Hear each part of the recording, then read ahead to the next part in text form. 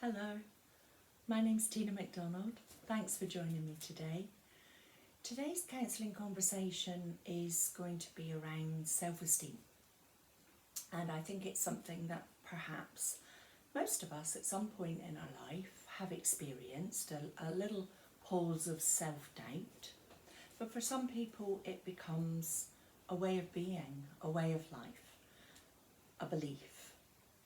And if it becomes part of your belief system, then it also becomes a part of something that you genuinely do not think there is another way, or that it becomes so much a part of you that you're not aware that it's your first point of call. Sometimes this can develop through time. It can be something, again, as is often the case, through childhood, through something that's happened, through others insisting that this is how you are, and it becomes something that you take on board. It might be a crisis of confidence.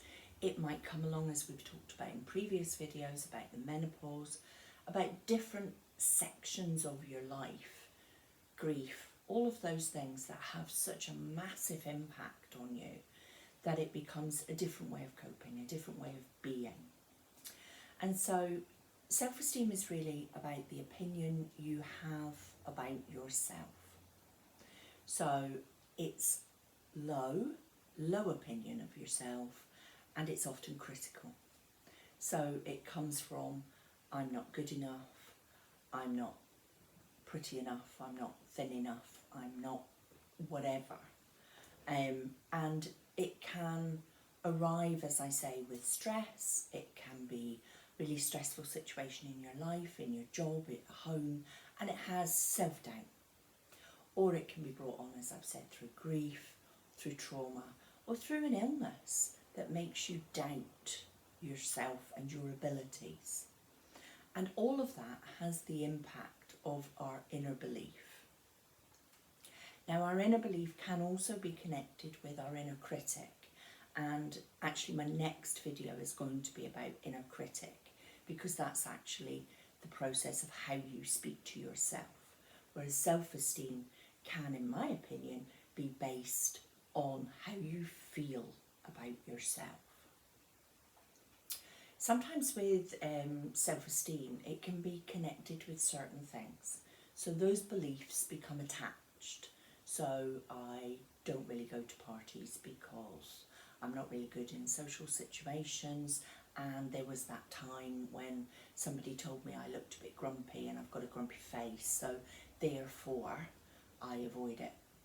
So I don't really do socials because I'm not good at them. So that was an example of how it works, how it feels and how it gets fed by you feeding the fire. So you're making sense out of something that's not actually a sensible thing to be able to make sense out of. So you all situations socially you're not good at, every different mixture of people you're not going to cope with. Doesn't matter where you are, who you're with, you're always going to be not good at these things. That's just not how it is. You know, there are different ways of looking at different situations, but because your self-esteem is low, you feed it and you attach it and you believe it to all social situations. It might well be based just on one thing that did actually happen. Well, we're all human, and by being human, we're not all perfect all of the time. In fact, we're rarely perfect at all. And that's okay, because we're human. So it's taking it out of the belief, breaking it down, and together with your counsellor, looking at other ways to make sense, that thing again, making sense of something that perhaps isn't there. So the avoidance feeds the fire, it feeds the belief. So my coping strategies that I could then also add to avoidance. I drink before I go out because then I feel a bit better. However, when I get there, I'm going to be potentially heightened anxiety, and so therefore I might continue drinking.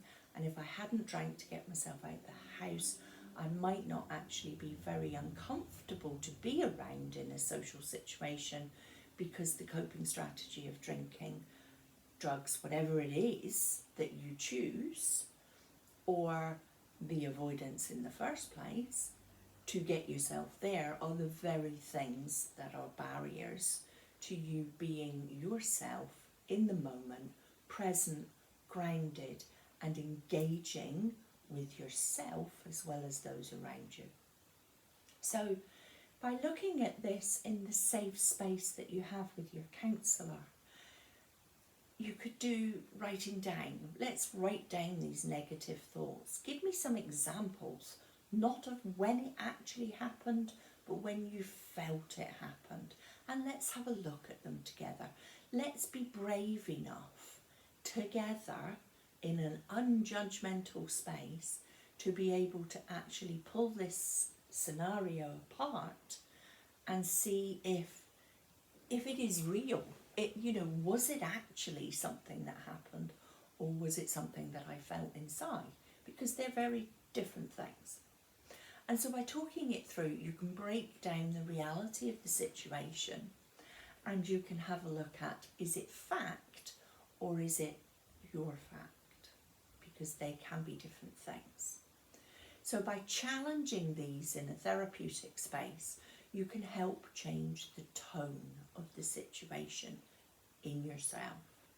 And so you can learn to counterbalance all this negatives with some facts, with some positives, because there are always, however small, positives. And together, looking with your counsellor at ways to embrace, how do I embrace myself in these situations that I feel particularly vulnerable in? How do I help build my confidence? Well, by having positive coping strategies, by being aware of what's happening, forewarned, forearmed, all of those things, and how to look at your own assertiveness. Often with low self-esteem, assertiveness, can I say no? Yes, you can say no, but it doesn't always feel that easy. And this is where your self-esteem feeds into that. So by working with a counsellor, you can work and learn how to dispel your own truths and realise that often they are untruths. And that's the process of change that we always talk about with counselling when you're looking at your own self-esteem. Where did it come from? How does it manifest itself? How can I alter that direction? And how can I genuinely believe some good things about me and use that to be kind to myself and to look at how moving forward I don't need to go down that same avoidance, coping strategies, all of the negative things, because that's not helpful. So it's about learning how to dispel your own truths and make them untruths. So as always, this has been Tina McDonald Counselling. Please subscribe. Please leave me some comments below. Have a look at the Facebook page, Tina McDonald Counselling, and join in the conversation. Self-esteem is something that I say some people have all of the time or some of the time. So I hope this has been helpful, and as always, given out of a genuine space of love. And I hope that something somewhere through this waffle has sparked something helpful for you. As always, thank you for your time. Please stay safe. Thank you. Bye-bye.